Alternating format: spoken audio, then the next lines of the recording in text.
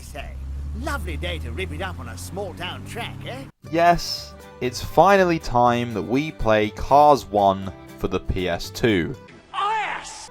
Now, the making of this video has actually been very exciting. I've been very lucky to have some of you guys join me on stream whilst I've been playing through Cars on the channel and on Twitch, which meant a lot of you actually got to witness firsthand how terrible I actually am at games. Okay, so that's how we pull that off, that's fine. But it was also nice to actually get to say hi to people as well. Anyway, I know a lot of you have been asking for this one for a while. In fact, it's actually become a running joke how long it's taken me to get to Cars 1, because we've pretty much played every other game. Well, not quite. I am getting there. Anyway, this game was developed by Rainbow Studios and was published by THQ. Now, as you've seen across my videos, there are several different variants of this game, from top-down racing on the GBA to a minigame collection on the DS. It's had it all, really. But yeah, all the variations of this game launched throughout 2006 for PlayStation 2, GameCube, Xbox, PC, Game Boy Advance, DS, PSP, Xbox 360, and the Wii. Ooh, that's a lot to say in one go. The events that take place in this game are not actually based on the film, but are set shortly after, so hopefully this Cars game is canon, although they don't tend to mention any of the Cars characters exclusive to the video games outside of the games. There's no merch on any of them or anything, so who knows. So like I said, the game takes place after the events of the first film. The game has you working towards the next Piston Cup season. Insert joke here. He won 3 Piston Cups! He did what in his cup? And to do this, you are training with various residents of Radiator Springs and newcomers to the game as well. You unlock these Piston Cup races with a trophy-based system where you complete events, mini-games, collect different items such as postcards, which is a whole other ballgame, and once you collect enough trophies, you unlock the first Piston Cup race, and then you complete the following as you progress through.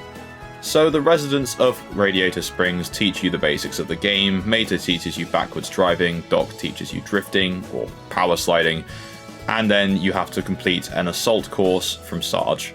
However, most of these skills that you learn you can't actually apply during the Piston Cup races because you have to follow the rules, so there's no drifting or backwards driving. Anyway, so much is part of the course for the other Cars games. You can probably imagine who the villain of this game is as well. You guys know I'm just going to keep using this joke every time, literally every video. It's even an alert sound on my streams now, so get used to it. So, as you all probably remember, I wasn't that kind to Racer-Rama and its goofy-ass THQ era physics. However, time has changed my opinion on that a little bit. Having played some of the other Cars games, including some of the god-awful handheld ones, and also Cars 3, I've grown to appreciate the THQ era games just a little bit more, and with Mater National right around the corner, I'm looking forward to playing that as well. Handling McQueen in the main story of this game, it's a bit weird. He's very floaty, it doesn't quite handle how you would expect, and turning is a bit of a nightmare until you properly get used to how the physics are, which is basically never, because the amount of times on stream I crashed or some ridiculous thing where gravity just didn't work happened was unreal. Oh dear, no one saw that. No one saw any of that. What the? Really? Come on!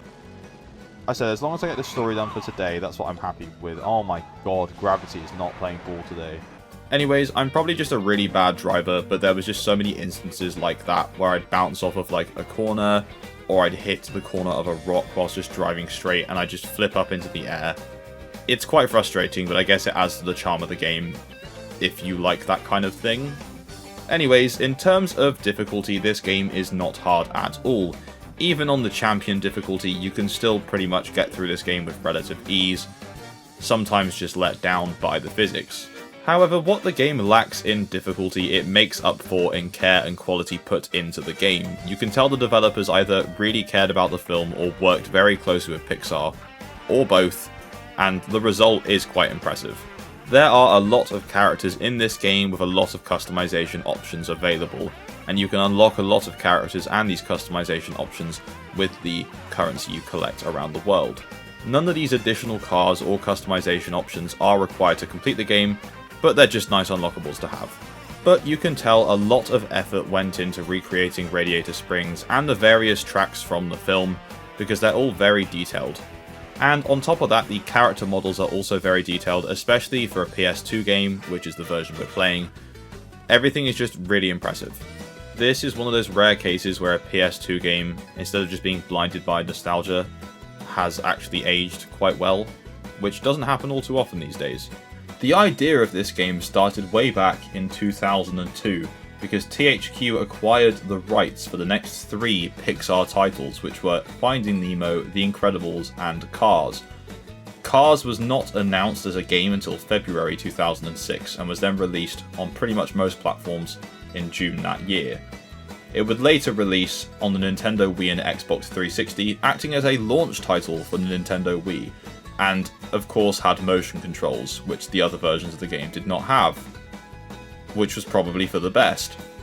As I've mentioned before, this film would also feature the return of the full voice cast from the film, including Owen Wilson, Larry the Cable Guy, and Michael Keaton as Chick Hicks.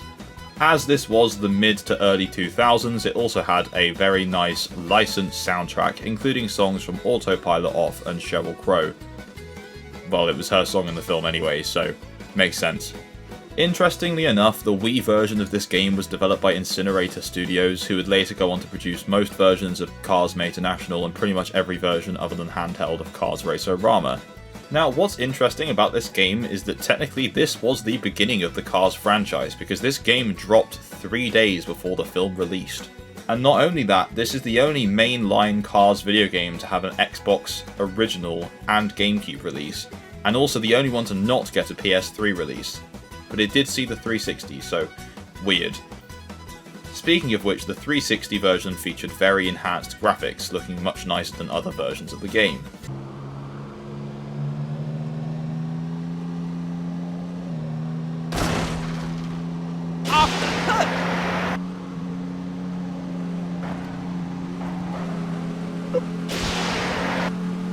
Anyway, 360 version aside, there's just something about this game that captures that childhood magic that the others can't quite do. Is that because it's based around the first film? Maybe yes. Is it also because it has the actual voice actors? Probably also yes as well. But there's just certain things about this game that really just sell it above the rest. For example, on stream, there was a very, very close photo finish moment in a Piston Cup race that was literally exactly as it was in the film. And that experience gave the same kind of feeling as watching the film for the first time when I was a kid. No, chick is right on my arse. No! No, no, no, no, no, no! Oh.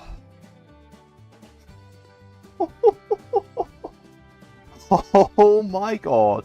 So overall, out of all the Cars games I've played, I'd have to say this is probably one of my favourites. There's a lot of things in this game's favour that really help it shine above the rest. The charm from the first film, the tracks are well designed, the Piston Cup races with the minigame split up in the middle for a pit stop, also great. Really good soundtrack, although I couldn't listen to half of it without being copyright striked on stream, and overall a good time. Don't get me wrong, there are parts of this game that really slow it down. Janky ass physics aside, there's also just some really boring minigames, including tractor tipping, which is all stealth. If that's your thing, then fair enough, but it wasn't for me.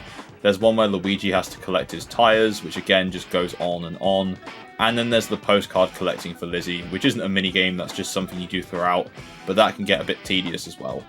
In the PS2 version of the game, there is also a hidden race and hidden minigame that you can unlock with a cheat code, and that is Mater's Countdown Cleanup, which is a minigame where you just drive around and collect rubbish, and the time goes up with the more rubbish you collect. Pretty much just goes on forever, until you stop collecting rubbish and run out of time. And a race called Mater's Speedy Circuit, which is just a little track through Radiator Springs. Nothing too exciting, but cool that it's hidden away. In terms of critical response, the game did pretty well across the board. The PS2 version has the second highest with 71 out of 100, with the only one being higher, the PC release, at 73 out of 100, which is a little confusing because all I've heard of this PC version from you guys is that it's just really broken. But I guess it's probably easier to mod, so it's got that going for it. Now, by no means is this a perfect game, but in terms of movie tie-in games, this has got to be pretty much the golden standard. Which probably sounds ridiculous because the bar is obviously very low, but I don't think anything will come quite as close as this ever did. Anyway, that takes us to the end of our look at Cars the video game for PS2. What do you guys think of this game? Is this your favourite Cars game? Is this one of your favourite childhood games? Let me know in the comments down below. Anyway, thank you very much for watching. As always, please like the video, don't forget to subscribe and tap the bell for notifications, and I will see you in the next video. Ka-chow! Ka-chow! Ka-chow!